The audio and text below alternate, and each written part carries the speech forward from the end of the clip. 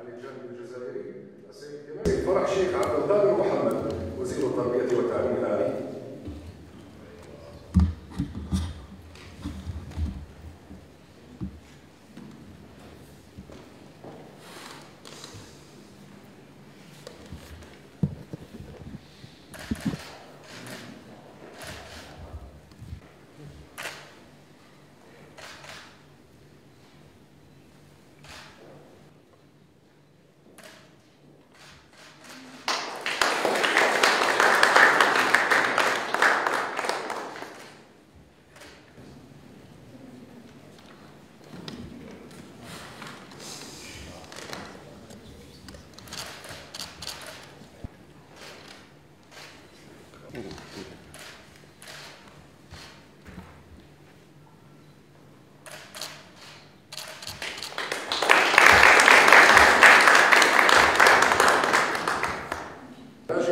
عن الجانب الصومالي السيد طاهر شيخ محمد وزير البترول والثروة المعدنية.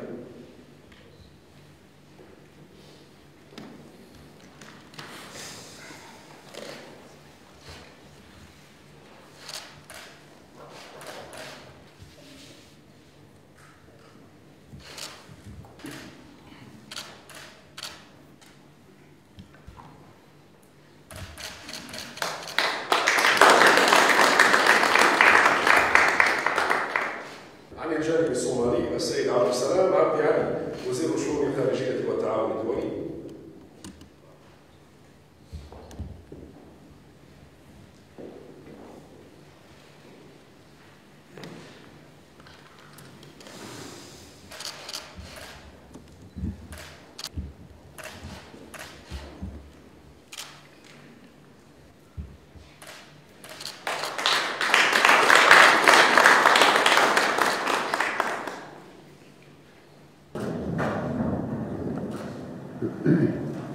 مع فخامة الرئيس الدكتور حسن الشيخ محمود. بسم الله، الحمد لله والصلاة والسلام على رسول الله.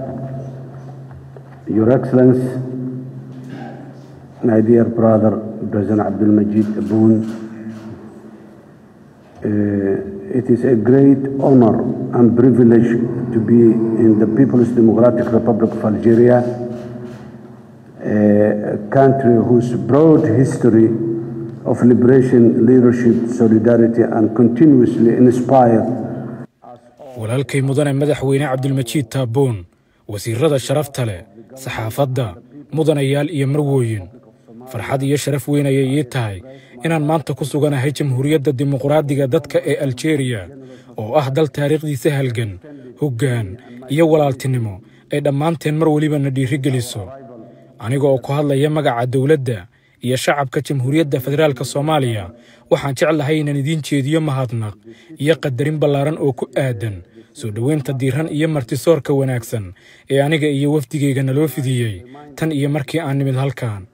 joogitaankayga Algeria oo ah magaaladii shuhadada iyo gobonnimo u dirirka waxa ay dib u milicsanaysaa halgankii nafurnimada lahaa ee shacabka Algeria ay u galeen sidii ay u hana lahaayeen gobonnimadooda iyo madax bannaanida dalkooda.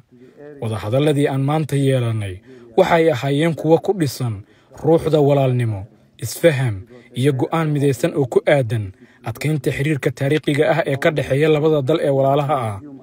waxaan isla weydaarsanay aragtiyo ku aadan xiriirka wanaagsan ee Soomaaliya iyo Algeria innaga oo hoosta ka wada xariiqnay ballanqaadkeena ku aadan dhisidda iskaashi ku salaysan dheef wadaag iyo is-ixtiraam.